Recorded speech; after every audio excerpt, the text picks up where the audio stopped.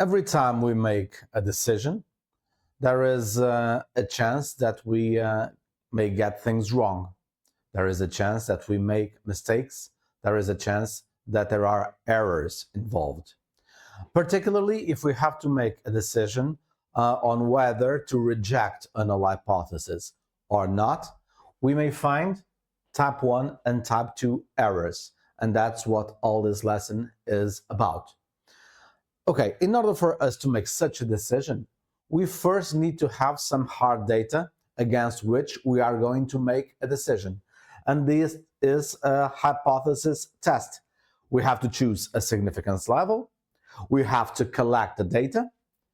And then, based on that data, decide whether there is enough evidence to reject a null hypothesis. This also means that once we have this data, we will have measurable chances that any decisions that we make are indeed wrong. So this will happen when? This will happen if a null hypothesis is rejected when it is in fact right. So we study the data that we collect. We reject the null hypothesis when it was in fact right. This is called a type 1 error. Or if a null hypothesis is accepted, that is, if we fail to reject the null hypothesis when it was in fact wrong, this is called a type 2 error. So this table summarizes things.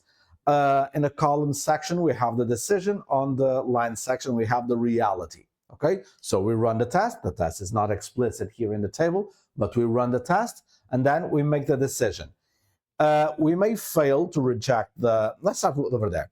We reject the null hypothesis, that is, we go for the alternative hypothesis, and it was in fact false, so that is all good. That is a good decision. But if we reject a null hypothesis and later we discover that it was in fact true, then it was a bad decision. It is a type 1 error, as we mentioned. It is also called a false positive. Now, let's say that we examine again the data and we fail to reject a null hypothesis. And then we learn that it was in fact true. So we didn't go for we stayed with the null hypothesis. It was true, all good, okay, a good decision. But if we fail to reject the null hypothesis and then we discover that it was indeed false, that's a bad decision, a type 2 error, a false negative. In order for you to understand this better, I came up with this example, okay? This links to real life, is not by any means a proper statistical topic to be carrying tests around, but it gives you a visceral idea of what this is all about. Okay, so let's say that I have these two hypotheses, the null hypothesis and the alternative hypothesis. The null hypothesis is that my girlfriend is not ready to marry me, which means that the alternative hypothesis is that she is ready to marry me. Okay, so I have to make a decision. Either I propose, that is, I reject the null hypothesis. Again, she's not ready is a null hypothesis. So I reject the null hypothesis and I propose, or I don't propose, that is, I fail to reject the null hypothesis, I'll go with it. So let's assess the different possibilities, the 4 possibilities under this situation, okay? Let's put it in terms of good decision and bad decision. So, first 2, I do not propose. I do not propose, and I learned that she would have said no, okay? That's a good decision. Everything stays as is. I do not propose, and later I learned that she would have said yes. That would be a bad decision. That would be a type 2 error, a false negative. Then the other 2, I do propose, and she says no. Okay, that is a false positive, also a bad decision, obviously, a type 1 error. And if I propose and she says yes, all good, that's a good decision, obviously. In order for me to make a decision, I need to begin with some task statistic. And for the purpose of this example, I come up with this test statistic that I would use to make the decision. And the test statistic would be this. The data that I would collect would be this. Imagine that somehow, doesn't matter how, I know how often she mentions marriage when talking to her best friend over the phone. Okay, doesn't matter how I get that information. Let's say that her best friend is also my sister, whatever. I know how many times she mentions marriage every time she calls her best friend. So I'm going to put x as the random variable, and it's going to be the number of times, let's say out of 15, in which she mentions marriage on the phone. With this, I can run a test statistic. It's going to be a binomial distribution in which n is 15, and p is the probability that she mentions marriage in one call, okay? And my decision rule is this. If x is bigger or equal to 8, that is, if she mentions marriage 8 or more times out of 15, then I will reject the null hypothesis, meaning I will propose. If not, that is, if she mentions less than 8 times, I've failed to reject the null hypothesis and I do not propose. So this is my decision rule, okay? So under this rule, what is now the probability of a type 1 error? What is the probability that what is the probability that I propose and she will say no? I will propose if after I run the test, I will discover that she mentions marriage 8 or more times. So what is the probability that this will happen? I mean, she will mention marriage more than 8 times, but she wasn't in fact ready to get married. Okay, so what is the probability of this? This happens when H0 is true, but we reject it. That is, she is not ready, but I still propose, as I mentioned. Under this reality in which the null hypothesis is true, and she is not ready, the probability of her mentioning marriage in a phone call must be relatively low, right? So I'm going to attribute the value for the probability of 0.3. You are going to see in questions that there is data that will allow you to get a proper statistical value. This is just for illustrative purposes. It's not based on any real data.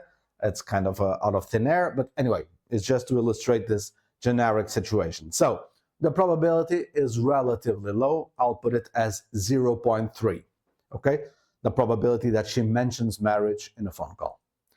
So I want to calculate the probability that she will mention marriage at least 8 times, which is, under my decision rule, the moment that I will reject the null hypothesis and propose. So that corresponds to 8, 9, until 15.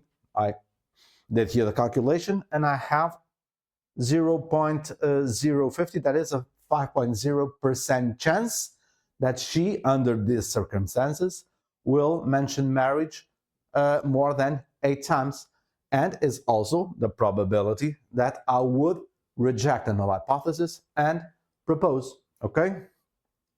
If she is not ready, there is about a 5% chance that marriage would still be mentioned in at least 8 of the 15 phone calls, causing me to wrongly propose, okay? This is the significance test, the significance level of the test. That is, the maximum risk I am willing to take of wrongly proposing, given that she is actually not ready. And the fact that she is not ready is given by the fact that I put this probability so low. Okay? Now, what is the probability of a type 2 error? Actually, before going there, I want to underline this. The probability of a type 1 error is always the significance level of the test, always. Okay? What about a type 2 error? Again, when will it happen? This happens when the null hypothesis is false, but we fail to reject it. So in this situation, she is ready, but I don't propose. Under this reality, the probability of her mentioning marriage in a phone call is relatively high. See the difference here? The circumstances are different. So the probability is not going to be the 0.3 that I had before. I'm going to put here 0.6, again, out of thin air, but the circumstances change, right? So the probability shall not be the same. So what do I want? I want the probability that x is smaller than 8. Again, why? We are testing the reality in which she she will mention marriage less than 8 times, causing me not to propose. All right? Wrongly, not to propose. So the probability is going to be this. Okay, I did here the math. You can do it yourself if you want, but it's 21.3. So what is this? If she is actually ready, there is about a 21.3% chance that marriage would only be mentioned in fewer than 8 of the 15 phone calls, causing me not to propose. This is also very important. Note that we will need a specific alternative situation to make this calculation. And the specific alternative situation was in the situation given by the fact that the probability would change. Okay, so in questions, as you are going to see, you are going to be given more information from which you are going to be able to run a test that will allow you to calculate the probability of a tab 2 error.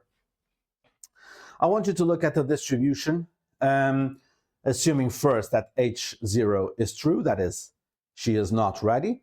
The binomial distribution, it will be something like this, okay?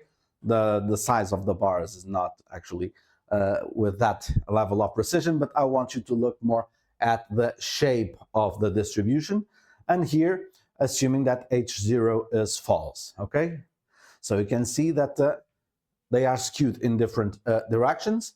And what is this? This is the tab 1 error region. This is the rejection region, as you can see, okay? This is the 5% that we calculated before. This is the probability of entering the rejection region given that H0 is true. And what is this? This is the probability of not entering the rejection region given that H0 is false, not entering the rejection region, okay? The 21.3% that we calculated before. Note what happens now if I change my decision rule, okay? The decision rule was, again, I will reject the null hypothesis is if x is bigger or equal to 8. What if I change that? What if I put bigger or equal to 10? What are we doing? We are making this yellow part smaller. So we are putting the tab 1, the probability of a tab 1 error smaller. But if I do that, what am I doing? I'm also increasing the probability of a tab 2 error. This yellow part will become bigger. Okay? And now you can, if you are using this in the course, you can download these notes and go back and forth or up and down to see what happens if I change my decision rule and what will happen to the size of the yellow bar in both graphs as we go from here to here. Just going to push up again, okay? So 10, 9, 8, 7, as you can see, as x becomes smaller, this becomes bigger, this one becomes smaller. So the probability of a tab 1 error will increase and the probability of a tab 2 error will decrease. For a fixed amount of data, like this in this case, reducing one type of error usually increases the other. To reduce both at the same time, we normally need more data or a better test. In this case, a better test would be one for the tab 2 error that will be more independent of the circumstances of the first test, which would make these two distributions more skewed and independent to one another.